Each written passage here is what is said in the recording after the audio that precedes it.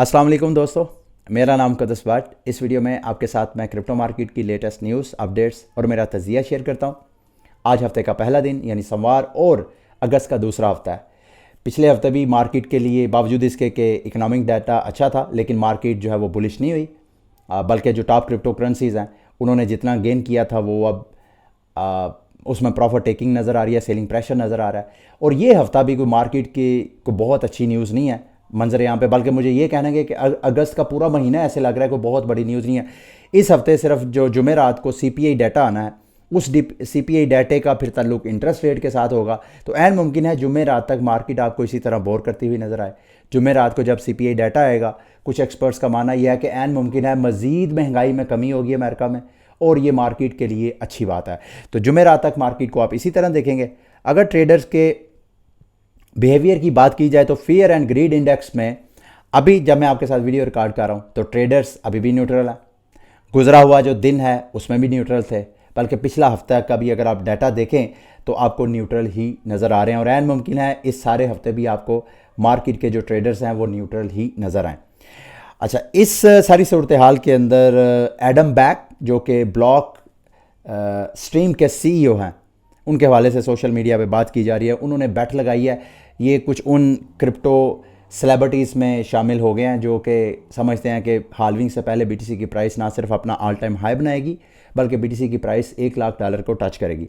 Adam backs ने tweet की कि 31 मार्च 2024 को यानी अप्रैल से ठीक एक दिन पहले बीटीसी की प्राइस $1 लाख तक जाएगी। उस पर एक शर्त लग गई। इन्होंने कहा जी कि तकरीबन 1 मिलियन सतोशी, जो कि इस वक्त जब मैं वीडियो रिकॉर्ड कर रहा हूँ $260 की प्राइस बनती है, तो अगर तो बीटीसी की प्राइस $1 लाख से ऊपर नहीं जाएगी 31 मार्च 2024 को, तो ये जो 1 मिलियन सतोशी है ये उस बंदे को मिल जाएंगे, जो कि इधर नीचे ट्विटर में मैं आपको दिखा, ये है वाइकिंग Bitcoin.9, इनके साथ इनकी बैट चली है। यानी मैं आपको ये शेयर इस वजह से बैट करना चाह रहा हूँ कि अभी भी जो बिटकॉइनर्स हैं, जो बिटकॉइन मैक्सिमलिस्ट हैं, उनकी ओपिनियन ये है कि इस हाल्विंग का इम्पैक्ट बीटीसी की प्राइस के ऊपर लाजमी होगा। इसमें से कुछ ऐसे बिटकॉइनर का भी हिस्सा है, तबका है जो समझता है कि जब तक ये ग्लोबल रिसेशन की तरफ से कोई अच्छी न्यूज़ नहीं आती, जब तक ये ETF स्पॉट ETF की खबर नहीं आती, उस वक्त तक बीटीसी का ऑल टाइम हाई बनाना बड़ा मुश्किल लग रहा है। तो इस तरह के लोग जो ब्लैक रॉक के ETF की तरफ नज़र डाल के बैठे हुए हैं, अगर वो रिजेक्ट हो जाता है तो उनकी नज़र उनकी असेसमेंट के मुताबिक जो फिर अमेरिकी इकोनॉमी का इम्पैक्ट है मार्केट के ऊपर, वो फिर 2024 के एंड के बाद जाके मार्केट को दोबारा बुलिश करेगा। बहरहाल जो भी है, ये ओवरऑल अगर बीटीसी की प्राइस पे नज़र डालें तो इस वक्त बीटीसी एक टाइट रेंज के ऊपर मैं क्लोजली इसको वॉच कर रहा हूँ। या तो यहाँ से ब्रेकडाउन होगा, अगर ब्रेकडाउन होगा, जिसके चांसेस मुझे कम लग रहा है, जो कि 27,000 की प्राइस से नीचे, अगर यहाँ से इस वक्त बीटीसी की प्राइस वैसे तो देखा जाए तो 29,000 की सपोर्ट के ऊपर ही ऊपर नीचे हो रही है। बल्कि यूँ कहने दे, अगर आप थोड़ा सा मैं जूम करूँ तो आपको ऐसे लगेगा कि बीटीसी कोई खास सपोर्ट बना भी नहीं रही है, कभी 29,000 से ऊपर, कभी 29,000 से नीचे, तो कोई मेजर सपोर्ट बना ही नहीं रही है। तो इसके बावजूद ये देखें वोलेटिलिटी ना होने के बराबर है, और इस मल्टी ईयर लो वोलेटिलिटी की वजह से आप ट्रेडर जो हैं, जो ऑप्शंस ट्रेडिंग वगैरह करते हैं, वो ऑप्शंस ट्रेडर जो हैं इस वक्त सेल ऑर्डर्स ज़्यादा लेने की कोशिश कर रहे हैं। वो समझते हैं कि बीटीसी की प्राइस जो ETF के हवाले से इसने पंप करना था वो ऑलरेडी प्राइस इन हो गई है। अब जो ट्रेडर्स हैं वो सेल ऑर्डर्स की तरफ ज़्यादा जा रहे हैं, ऑप्शनल ट्रेडर्स की मैं बात कर रहा हूँ। तो यहाँ पे या तो ब्रेकडाउन होगा, जिसके चांसेस मैं आपको बता रहा हूँ मुझे बहुत कम लग रहे हैं, और या यहाँ से ब्रेकअप होगा। और अगर ब्रेकअप होगा तो फिर दोबारा ये 31,000 32,000 वाली रेंज है, फिर इस प्राइस को बीटीसी जो है इस प्राइस को अपना रीटेस्ट करेगी। अच्छा, मैंने आज अपना जो दूसरा मेरा एजुकेशनल यूट्यूब चैनल है क्रिप्टो 101, उसमें ज़ीरो नॉलेज सिंक के एयर ड्रॉप से मुतल्लिक मैंने 1 मिनट की वीडियो बनाई है। अगर आप एयर ड्रॉप फार्मिंग में इंटरेस्टेड हैं, और ज़ीरो नॉलेज सिंक जो है, मैं उस वीडियो में भी बताया कि तकरीबन $4 बिलियन से ज़्यादा की वैल्यूएशन है इस प्रोजेक्ट की। तो अगर आप उनकी टाइमली उनके टोकन की एयर ड्रॉप फार्मिंग करते हैं तो आपको जो एयर ड्रॉप है वो कुछ नहीं तो $100 नहीं तो $1,000 तक भी जा सकता है। डिपेंड करता है कि आप उसमें कितनी इन्वेस्टमेंट जो है वो रोल इन करते हैं। अच्छा, एक और इंटरेस्टिंग डाटा मैं आपके साथ शेयर करना चाहता था। कोइन गैको ने, जो अमेरिका की सिक्योरिटी एंड एक्सचेंज कमीशन ने ऐसी क्रिप्टो करेंसीज जिनको सिक्योरिटी डिक्लेयर किया है, उनकी एक अलग कैटेगरी बना दी है। ये मैं आपके साथ इस वजह से शेयर कर रहा हूँ, इसका लिंक भी आपकी वीडियो की डिस्क्रिप्शन में मैं आपके साथ शेयर कर दूंगा। अगर आपको नहीं भी मिलता है तो आप इधर कॉइन गैको की कैटेगरीज में जाएंगे तो यहाँ एक अलग कैटेगरी कॉइन गैको ने बना दी है, टॉप अलेजेड SEC सिक्योरिटीज़। ये 48 क्रिप्टो करेंसीज हैं जिनको यहाँ पे लिस्ट कर दिया। ये आपके रिमाइंडर के लिए है कि जब कभी भी आपने अपने आप को रिमाइंड करवाना हो इन्वेस्टमेंट के लिए कि कौन सी ऐसी क्रिप्टो करेंसीज हैं जो कि SEC के रेडार में है। और ये जो 48 क्रिप्टो करेंसीज हैं इनका टोटल मार्केट कैप तकरीबन $91 बिलियन के करीब है। ये मार्केट का अच्छा खासा जो है चंक है। अच्छा, इंटरेस्टिंग चीज़ जो मैं आपके साथ इस हवाले से शेयर करना चाहता हूँ कि इस लिस्ट में XRP नहीं आपको नज़र आ रहा, क्योंकि SEC की नज़र में अभी भी XRP जो है वो सिक्योरिटी है, लेकिन चूंकि जज का फैसला है उसके बाद कॉइन गैको ने इस लिस्ट में उसको शामिल नहीं किया। अच्छा, अगर XRP की प्राइस की अगर बात करें तो ऑलमोस्ट यूं समझ लें कि जितना गेन किया था XRP की प्राइस ने उस जज के फैसले के बाद, वो सारा आहिस्ता आहिस्ता आहिस्ता आहिस्ता वहाँ पे प्रॉफिट टेकिंग की वजह से वो सारा ख़त्म होता जा रहा है और प्राइस अभी दोबारा 60 की जो सपोर्ट लेवल है उसको टच करके उससे ऊपर ट्रेड हो रही है। कुछ एनालिस्ट का मानना यह है कि ये 60 सेंट की अगर प्राइस ब्रेक हो जाती है, इसको XRP की प्राइस जो है वो रिटेन नहीं करती है, तो XRP की प्राइस जितना गेन किया वो सारा लूज़ कर देगी और दोबारा फिर 46-55 सेंट की रेंज में वहाँ पे आपको ट्रेड होती हुई नज़र आएगी। एक चीज़ सबसे पहले कि XRP की प्राइस क्यों इतना डंप आ रही है।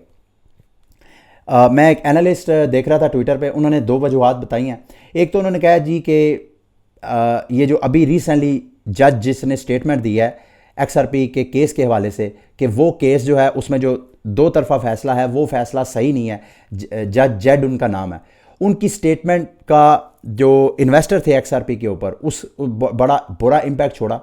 और दूसरा, इस वक्त जो गेन किया XRP के प्राइस ने, ये तकरीबन सवा साल पुरानी जो रेंज थी उसको ब्रेक करके, ये देखें यहाँ पे मई 2022 के बाद से प्राइस यहाँ से नीचे ब्रेक हुई थी और उसके बाद मुसलसल सवा साल से प्राइस इसी रेंज में ट्रेड हो रही थी। तो अब जिन ट्रेडर्स ने नीचे से बाय किया हुआ था वो पहले उन्होंने होल्ड किया, उन्होंने कहा कि $1 की प्राइस से ऊपर XRP की प्राइस जाएगी तो सेल करेंगे। अब चूंकि ये जज का स्टेटमेंट की वजह से नेगेटिव सेंटिमेंट बन गया XRP के, तो ये जो होल्डर्स थे सारे साल डेढ़ साल पुराने, अब वो प्रॉफिट टेकिंग करते हुए नजर आ रहे हैं। तो अब मैं क्या देख रहा हूं, ये मेरा असेसमेंट है, गलत भी हो सकता है, कि मुझे ऐसे लग रहा है कि XRP की प्राइस को अब दोबारा नीचे जाने के चांसेस ज्यादा हैं बनिस्बत ऊपर जाने के, और अगर यहां से प्राइस रिकवरी करती भी है, ऊपर जाती भी है, तो 70 सेंट की प्राइस को ब्रेक करना मेरी नज़र में एक बहुत बड़ी अचीवमेंट होगी। XRP के प्राइस के जो होल्डर्स हैं, इन्वेस्टर्स हैं, जो इस न्यूज़ की वजह से होल्ड करके बैठे हैं, उनके लिए फ़िलहाल बुरी न्यूज़ मुझे लग रही है, अनटिल अनलेस के ये 70 सेंट की प्राइस दोबारा ब्रेक हो के XRP की प्राइस ऊपर ट्रेड होना शुरू नहीं हो जाती। अच्छा, इसके अलावा अगली मार्केट की जो लेटेस्ट अपडेट है एडम, ये इनकी मैं अक्सर आपके साथ जो एनालिसिस है वो शेयर करता रहता हूँ। इन्होंने एक पूरा 16 के पता नहीं 17 ट्वीट्स पर मुश्तमिल एक थ्रेड लिखा था जिसमें इन्होंने कहा कि जो ह्यूबी एक्सचेंज है वो बैंकरप्ट हो चुकी है, वो इनसॉल्वेंट है, और साथ उन्होंने अब पूरा एक थीसिस पेश किया। इनका मानना ये है कि ह्यूबी जो है वो उनके पास उतने पैसे नहीं है जितने के वो रिज़र्व वगैरह में शो करवा रहे हैं। अभी इन्होंने कहा जी कि इनके अकाउंट के मुताबिक जो इनका एनालिसिस है, इन्होंने कहा जी ह्यूबी के पास 2.5 बिलियन के करीब है, जिसमें से 662 मिलियन जो है वो ट्राउन के हैं। ट्राउन ऑलरेडी ह्यूबी, ट्राउन और पोलिनिक्स ये जो एक्सचेंजेस हैं ये सारी जस्ट एंड सन के साथ अटैच है। तो जस्ट एंड सन जो मुख्तलिफ किस्म की क्रिप्टो कंपनीज बना के वो मुख्तलिफ किस्म के बिजनेसेस जो हैं वो रन कर रहा है। ये सारे बिजनेसेस जो हैं बकौल इसके वो सारे इंसॉल्वेंट है, और ये जानबूझ के जस्ट एंड सन जो है वो टोपियाँ घुमा रहा है लोगों को धोखा देने के लिए, और किसी भी वक्त जो है ह्यूबी से, और इसके आर्टिकल के बाद जो ह्यूबी से है तकरीबन $60 मिलियन विड्रॉ हो भी चुके हैं ह्यूबी एक्सचेंज से। तो मैं आप सबको रिकमेंड करूंगा, अगर आपके फंड्स किसी भी जस्ट इन सन की क्रिप्टो कंपनी में हैं तो कोशिश करें, अगर आप प्रॉफिट में हैं तो वहाँ से अपने फंड्स को निकाल लें। अगर आपकी ट्रेड्स हैं प्रॉफिट में हैं तो उसको क्लोज कर लें, बजाय इसके कि कोई ना कोई, क्योंकि ये मुसलसल इस हवाले से रिपोर्ट वगैरह करता आ रहा है, इससे पहले के बाद में कुछ हादसा हो आप अपने आप को पहले ही सेव हैंड करें। अच्छा, इसके अलावा एक और इंटरेस्टिंग न्यूज़ है, इलन मस्क ने ये जो अफवाह थी मार्केट में कि शायद ट्विटर जो कि अब एक्स हो गया, वो अपना शायद कोई अपना क्रिप्टो टोकन लॉन्च करेगा। तो इलन मस्क ने इस यूज़र के नीचे ट्वीट किया कि हम कभी भी क्रिप्टो जो ट्विटर है या एक्स जो है कभी भी अपना टोकन लॉन्च नहीं करेगा। और मेरा ख्याल है मुश्किल भी है, क्योंकि आपको पता है टोकन लॉन्च करना ख़ुसूसन अमेरिकी कंपनीज़ के लिए ये तो बहुत मुश्किल है। तो ये चीज़ के चांसेस अभी बहरहाल फिर भी हैं कि एक्स के ऊपर अगर ये कंटेंट क्रिएटर को इंसेंटिवाइज करने का कोई पेमेंट मॉडल यूज़ करते हैं तो ऐन मुमकिन है कि बिटकॉइन और डोज कॉइन इसके हवाले से कोई ना तो एक्स कॉरपोरेशन की तरफ से कोई ऑफिशियल स्टेटमेंट है, ना ही इलन मस्क की तरफ से है कि क्या वो डोज कॉइन और बिटकॉइन को अटैच करेंगे अपने प्लेटफॉर्म के साथ या अटैच नहीं करेंगे। तो इस वजह से ये अफवाह अभी भी बाकी है, और अगर ये न्यूज़ आती है तो ये भी मार्केट के ऊपर अपना इम्पैक्ट छोड़ेगी। इस डोज कॉइन के अलावा मैं दूसरी मीम कॉइन्स का जायज़ा ले रहा था। हफ्ते वाले दिन शिबा कॉइन की प्राइस जो है वो अच्छी खासी पंप की है। शिबा कॉइन की प्राइस ऐसा कोई ख़ास वजह नहीं है पंप करने की, यही एक वजह है कि इनका जो अपना लेयर 2 एक नई चेन आनी है शिबाशियम की, तो वो भी मेरा ख्याल है टोरंटो में एक कॉन्फ्रेंस होनी है। वहाँ पे सुना है कि इनका जो फाउंडर है सतोशी शिबा इनो का, शातोशी किसी इसी तरह का नाम है उनका, वो वहाँ पे अपनी कोई कॉन्फ्रेंस में स्टेटमेंट देंगे और वहाँ पे शिबाशियम चेन की वो अनाउंसमेंट करेंगे।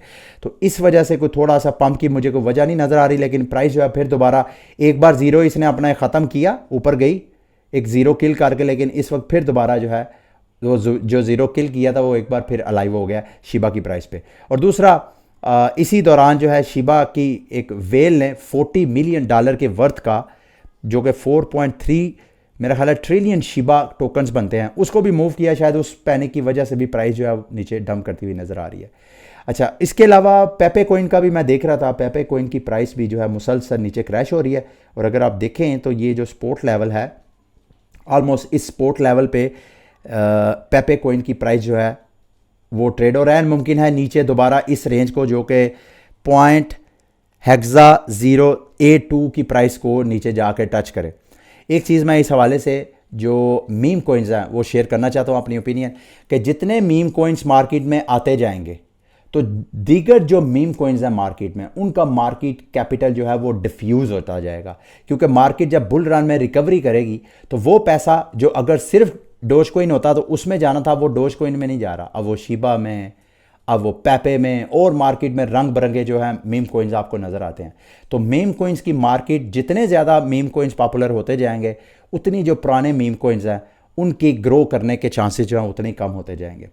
टेथर के हवाले से एक न्यूज़ है जी, टेथर के ख़िलाफ़ किसी ने कोर्ट से रब्ता किया था। कोर्ट ने फैसला जो है टेथर के हक़ में दिया है, और टेथर ने अनाउंसमेंट किया है कि वो क्रिप्टो माइनिंग जो कुछ सर्विस प्रोडक्ट वगैरह लॉन्च करना चाहते हैं। इस हवाले से ऑलरेडी जो माइनिंग मशीन्स हैं उनके ऊपर वो टेस्ट वगैरह कर चुके हैं। एंड मुमकिन है कि आइंदा चंद दिनों के अंदर वो कोई ना कोई अपनी इस हवाले से नई प्रोडक्ट लॉन्च करे। इसके अलावा ओपन एक्सचेंज, जो कि साबका 3 एरोस कैपिटल जो बैंकरप्ट एक वेंचर कैपिटल फर्म थी, उन्होंने ओपन एक्सचेंज लॉन्च किया था।